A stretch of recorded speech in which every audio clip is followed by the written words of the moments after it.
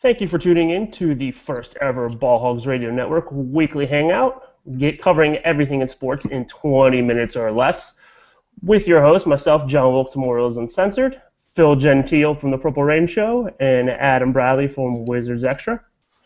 What's going on, fellas? What is going Not much, on? my friend. Hey, so this is the first ever. So every week we're going to be getting together, different people on the network, kind of going over and recapping everything that's taken place over the last week here in local sports and beyond. So make sure you check us out, tune in. We, like Wilk said, everything's going to be under 20 minutes or less. We're going to keep it short, keep it simple, and have a lot of fun doing it. Gentlemen, we missed our chance at, for the first time ever in our history, of seeing a Triple Crown winner over the weekend. California Chrome came up short. Phil, I'm going to lead it with you, man. You saw the response from the owner. He was a very Richard Sherman-esque response. What was your take on it? I loved it. Anything doesn't go bad, go your way in sports. You just blame somebody else. The Ryan Braun method. But he kind of has a point. I mean, if a horse isn't in the first two races and they win the Belmont just to be fresh and just break up the streak, it's kind of messed up. I would have liked to see a Triple Crown winner just for the prestige of it.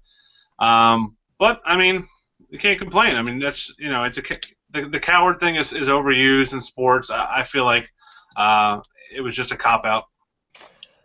I mean, for him, he's just looking at his money coming out of his pocket, because the stud fees for a Triple Crown winning horse. Oh, it's probably $1 million. It's probably double what he's going to get now. Yeah.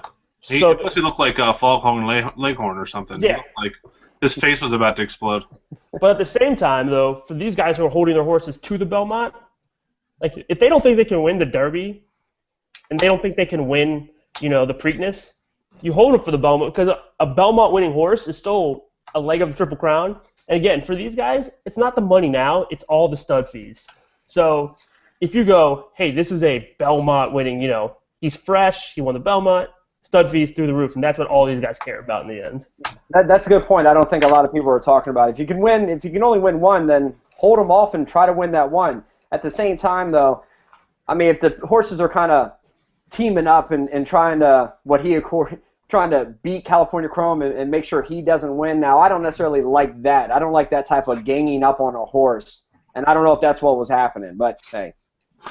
Now we can all go back to not caring about horse racing, right?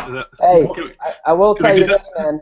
Props to the Orioles, because they showed the race on the big screen at Camden Yards. The place was going crazy. The only problem was everyone in attendance didn't know which one was California Chrome. Yeah. So for me, I thought whatever horse it was that was like a neck-and-neck finish, we all thought that was California Chrome. So the place was going crazy, but we just didn't know what we were doing. But anyways, all right, so this was a topic that got brought up over Twitter, threw it out on Facebook this week. I want to get your opinion on it. Obviously, with the U.S. World Cup coming up soon, if we took our best athletes and put them into soccer from the beginning, from young age, and they literally stuck with it, is it a slam dunk that USA wins the gold every year? I mean, can we arrogantly say that? Well, so I'm going to start with you. Do we win the gold World Cup every year or every 4 years if we put our best athletes in soccer? You can't say it's a slam dunk, but I think it was pointed out, it's simply a numbers game. Our population is just bigger than a lot of these places. So we're just going to have more athletes, and we have money, which can't go understated. So I don't know if it's a slam dunk, but we're definitely more competitive than we are now. We're definitely a top 5, top 10 team year and year round.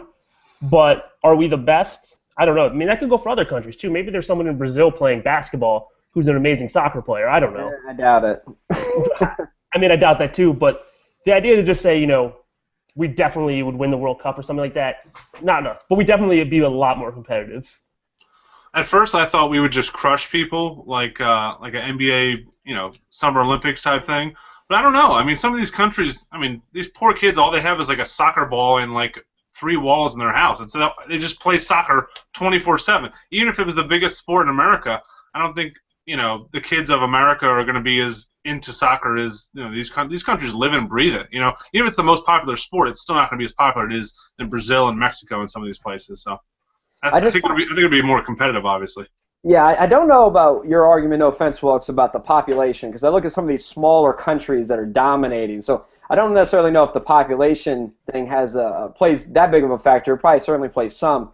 But, guys, I have to believe that if if some of these football players and these athletes were literally playing soccer from the moment they were little kids and just continued with it, we would literally just be putting out the most star-studded, the most athletic soccer team in the entire country. Think about RG3, LeBron.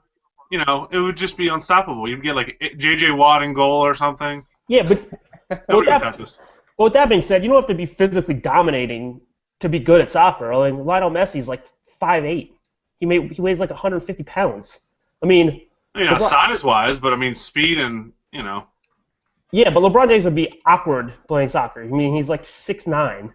I mean, we'd be able to roll out the Brandon Banks of the world, the little guys, the little speedsters. Yeah. Hey, listen, you put Darren Sproles with a soccer ball and tell him to go run, and nobody's touching Darren Sproles in the open field. Soccer and horse racing are our first two topics on the show. We definitely know our audience. We need football back bad. Yeah, we do. We start with our expertise. Oh, man. All right. Lane Johnson, last year's, I think, second pick of the draft, Eagles offensive tackle, posted on Twitter, $17,000 bill from taking the veterans out to dinner. I think it's stupid that this still happens. They had like 5 shots of Louis Trey. That's like a $1,500 bottle of cognac. I mean, come on. And then I liked how the waiter still charged them for sodas on the bill. I mean, if you were in this situation like at your work, I mean, wouldn't you be super pissed if like all the higher up guys made you go out and spend like $17,000 on freaking scallops and appetizers and stuff? No matter how much money you make, right? I mean, I think it's all part of it. You know, you do it this year, but you get it back next year. But it's always the cognac shots. They're so stereotypical. They all do it. Yeah. Listen, I've had plenty of shots, a lot of cheap ones, some expensive ones. No shot is worth $350. Nope. Is that what it was each? Yeah, because it was like $1,500. Yeah. Or like $1,700, and they got 5 2-ounce pours. Yeah. I mean, the bottle is like in the store is like $1,000 at least. But that's just reckless. I mean, that's just pure reckless behavior. But I can't believe this is still happening. I felt like there was just a year or so ago they kind of put an end to this after the Des Bryant thing. I thought everything got up in a big uproar about that, and people were saying, that's no longer going to happen. I'm just more shocked that they're still taking pictures and posting it, bringing attention to it, after all the talk that's been going on. But, man, a lot of these guys, you look at an Alfred Morris, we talk about him in the Redskins, who's playing on a $430,000 contract. I know that sounds like a lot, but at the end of the day, let's say he only plays 3 or 4 years, like a lot of these guys only play. Dropping $17,000, $20,000 on a dinner bill is a lot. It's a lot. And, shoot, Alfred Morris still drives his Mazda. He doesn't want to go out dropping $20,000 even on a new car, let alone, dinner at some silly restaurant. Well, think about crazy. Think about tweeting that out to like all your followers. Do you think any of them are going to be able to relate to that? Oh man, what do you think? I mean, I think the thing with Des Bryant was it was a little bit different because he paid for the whole thing himself. I think this was split up amongst a couple guys, but not that it makes it any better. Yeah. But nonetheless. So let's move on to a couple topics here in Birdland, as we say. First one of the week was the Orioles fans booing Jim Johnson. A lot of bad history with Jim Johnson. Obviously, some good times, but fans remember the bad times from the years past and the blown saves. So I'll kick it to you, Phil. What do you think about Orioles fans booing Jim Johnson? Well, Adam was there. I'd like to get his take on how much of the crowd he thought was doing it, but I think it's ridiculous. I mean, the guy got traded. He didn't want to leave, I don't think. Even if he did want to leave, he was supposed to get paid a certain amount. The Orioles didn't want to pay him, so they traded him. Same thing with, would we boo Anquan Bolden if he came back? I'm sure some Ravens fans would, but it's just ridiculous. The guy didn't do anything wrong. He was, on one of the best Oriole teams of my lifetime. So, I wouldn't boo him. I loved him. He had a couple bad years, but, closers go up and down. What are you going to do? Yeah, booing baseball players is a weird bit. It's such a team sport that not one of these guys has that level of influence, not like a basketball team or a football team. So booing them kind of is a weird thing. But also this weekend, I think we've lost that. We're gonna soldier on, Phil. Yeah, we can do it. Today, Manny Machado. kind of this has been like an ongoing thing though. He kind of freaked out today. After getting thrown at inside, which he was obviously perturbed at.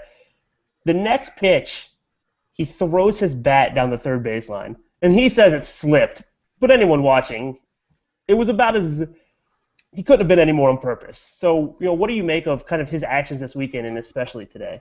I mean, it started on Friday with the hard tag from Josh Nicholson or whatever his name is, Donaldson. I don't know. Donaldson, yeah, which wasn't even that. No, honestly, he tripped over his own feet afterwards and was probably embarrassed that he fell over. Absolutely. But, I mean, yeah, he was going for his knee. He just had his knee. It just came off that huge injury, so obviously he was pissed. But throwing the bat, using it as a weapon, you're going to get a suspension for that. Totally ridiculous. I mean, I was expecting more from him. I know he's 21 years old. You can't really expect him to act like a seasoned veteran yet, but just not what we've seen from him. And I've noticed a lot of changes, even from the offseason where he was talking about how much money he wasn't making and how it was frustrating. I mean, dude, you've had one good year. You're not a superstar yet. You probably are going to be one, but you just came off a huge injury. You're not a free agent until 2018. Play your cards right, man. And if you want to get real about it, it's not even really one good year. It's really one super amazing first half. Yeah. And then he trailed off at the end of the second half of last year, and is playing below average this year. I know he didn't have any time coming off the injury, but again, and also we don't know anything about Manny Machado. Part of it that he's 21. Yeah. But we don't know. We don't know what kind of guy he is. Hopefully, he's not showing what the character that he really is. We have to assume that that's not the case. That this is kind of a learning thing. But who steps up and says, "Yo, you've got to straighten up"? Is it an Adam Jones type of guy who has his own issues? Is it a Chris Davis? Who do you think steps up and says something to him about that? Probably a Markakis or a Chris Davis. Yeah, I mean, one of the veteran guys on the team, and I'm sure Buck's gonna maybe set him for a game or two, just to show them. They play tomorrow against the Sox, or they have an off day. I don't. Right, they're right back into it tomorrow. Okay, yeah, that's what I thought. It's a big series, but someone's gonna have to talk to him, and he's a young kid. I think he's gonna bounce back from this, but you don't know when he does get a big payday, what's he gonna be like? And I still want to see more from him before I give him any kind of big contract, especially since he's not a free agent for another 6 years, 4 years. Yeah, absolutely. Yeah. A suspension is looming nonetheless. So. Yeah, exactly. Let's also talk about today. Rafael Nadal, fifth French Open in a row. Does that mean? Is there any value to that? I feel like you have to say something about it because it's records and all these things. I just can't get that amped up about. Put me on the spot. I like to watch Wimbledon because it's always around like the 4th of July weekend. And it's usually like a pretty, it's like the Masters of tennis, obviously, but I don't know. I know Djokovic is good. Sampras is retired, probably. I don't have enough time in my life to follow every sport, man. I know you got a kid. You don't have enough time either, but it's got to be impressive. I mean, 5 in a row. It's like Jimmy Johnson in NASCAR. I mean, got to pick and choose your battles when you get to our age. Exactly. Yeah, you only got so many hours in the day. Unfortunately, I had to sacrifice men's Grand Slam tennis. Darn it. In the process. So why don't you give us a look back at what's been going on around the network? Well, our main man Adam, who fell off, met with Mark Cuban. I'm sure everybody knows him from Shark Tank, owner of the Mavericks. Sat down with him. What was it, last week? And, yeah, absolutely. A couple hour talk. He said he was an awesome guy. I'm sure if Adam was here, he would tell us all about it. But he's writing a post about it, right? Just kind of with the interview and kind of the spots. Should be. It should be. I think it should be up if it's not up already. So we'll for that. We'll tweet the link and Facebook the link to that. That's he emailed me some of the things and Mark told him about, and just awesome. I can only imagine. He seems like one of those guys that's a celebrity, but would be awesome to grab a beer with and talk to about probably just about anything. I did a review on the new Flying Dog beer, the Dead Rise, the Old Bay beer. It's on the website. So trying to get some more non-sports stuff on there. I know you're doing the Game of Thrones podcast, which I was bummed for like 2 days after last week's episode when Oberyn took the plunge, but right in the eyes. Jeez, I thought he was going to win, but then he was toying with him too much, and then it was over. Now that Adam's off, we can talk about any Game of Thrones related things, and he can't do anything about it. We get nerdy when he since he brought it. So And then the flash mob thing that we did in D.C. that was for charity, right? Adam. Yeah, it's for James, our buddy James Roberts got Fred Smoot out there. He had Sean Springs, and Nice. it was for the Leukemia and Lymphoma Foundation. So some good. If you haven't seen it, I think we have the video on the site, and again we'll tweet out the links. But again, I got a flash mob thing still going, still holding strong, and still holding. Man. It's fighting a good fight. So it's lasting longer than that Gangnam style. So hey, absolutely, they did a good job though. You're going to Montreal next week. What are you doing, man? I'm going to Montreal at the end of the month for a bachelor party. End of the month. In Montreal. You know what it is between that and Vegas, and my buddy just kind of picked Montreal. I think he felt like if he picked Montreal, more people would go than something different. And it's tough when you go to Vegas with like 10 guys. Oh my god, I can only imagine. It's probably just worse than that movie. It's just people everywhere. Yeah, just You lose people like a horror movie. Just people dropping off left and right. You gotta have a bunch of girls to get anywhere, or you have to have a bunch of money. Yeah. Most of us are married with kids, and because we're married with kids, we don't have a bunch of money. So it's kind of like, what are you gonna do? Well, figure we go to Montreal. I mean, none of us speak French, so hopefully that's not a big issue. But everyone I keep talking to is like, you should probably learn a little. I'm going to Vegas on Thursday. Staying there for 4 days, then going to LA with the wife. Okay. Going to Dodger game in LA, and I think maybe Disneyland or something. So I'm pretty pumped. I've never been out there to the West Coast, so see what happens. Been to San Diego once. I did a long time ago. It's good living out there. Nice. But, yeah, I'm gonna blow all my money in Vegas probably, but I don't care. What's your game of choice? Roulette. My wife will play the penny slots and make it like $20 last for like 6 hours, and I'll lose like $100 in 5 minutes on roulette and be like, oh, well, better start drinking. That's last time I was in the casino. I played blackjack, 5 hands, $100. It was just me and another guy at the table, so it was literally like it might not even 5 minutes. It was literally like 3 minutes, and I was just like, well, hate gambling, never doing that again. I love it, but you gotta take the good with the bad, I guess. Absolutely. So why don't you tell us a little bit about Can Jam? Yeah, if anybody doesn't know what Can Jam is, you need to get out more and go to maybe a tailgate or something because everybody's playing it. It's a new hotness in the streets now. It's basically a trash can with a slot cut in the front, throw a Frisbee into it. It's a great tailgating summer drinking game, and I called the guys from Can Jam. They were awesome. They were based up in New York. And reached out to them. It's actually already got here on Friday. I got a big ass box on my front step with a bunch of Can Jam sets. So we're gonna have all the Ball Hulks guys over the house, guys and one girl. Probably Lindsay will be there over the house and have some adult beverages. We'll probably film it, put it on the website, and a little what do they call in like corporate America? Is it a bonding? No, it's a team building exercise. Team building. There it is. Yeah, there you go. I hate when you play things like Can Jam and you see it. It's literally nothing more than like a trash can with a hole in it.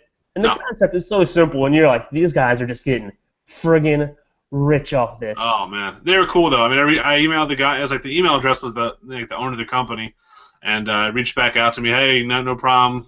Just send me the link when you guys put the video together. So that'll be that's the official summer tailgating game of Ball Hogs Radio Network now. So that's cool. Glad to have him on board. Yeah. So anything else for us? No, Adam needs to fix his internet, man. I don't know. It's like NFL showing up late for a meeting. I guess we gotta find like $10,000. We'll find him. So, yeah. So for Phil Gentile and myself, John Wilkes, this is the first ever Ball Hogs Radio. Wait. Before we go, am I a loser or am I allowed to wear an Orioles hat to a Dodgers game in LA? I saw you tweet that out. Yeah, just a hat, not a jersey. Just a hat. No, I don't think a hat's a big deal. Okay. If you were like a Manny Machado like jersey or something like that, then you're the guy. Crossing the line. Yeah, but just a hat, no, I don't think it's a big deal. Nobody in LA probably cares what the hell about. Who are the Dodgers playing? Oh, the Rockies, the Colorado Rockies. Yeah. If it was me, I'd probably just get like a Dodgers hat just to blend in with the other people. Yeah, I might get a shirt. Just because get a Puig shirt or something. Yeah, why not? I mean, just for the experience. But no. If you want to rock the Orioles hat, as long as you're not rocking a jersey, you're fine. What are the chances that I do any work this week? before I go on vacation. That's the worst. That week before vacation. When you go, are you going this weekend? Thursday night I leave. Yeah. Oh. Zippy chance I do anything. So you'll probably have like 6 good hours tomorrow, and that's it. Yeah. Right out the gates I'll be strong, and then. Yeah. You'll get in Monday and you'll work as hard as you can just so you feel like you've done something. But as soon as you stop working, then the clock starts. So if you don't talk before yet, enjoy yourself out there. All right, buddy. All right. Good talking. Let's make this a weekly thing, man. Absolutely. Back. So like I said, for Phil, myself, John Wilkes, this is the first ever Ball Radio Network Weekly Hangout. We're out of here. Peace.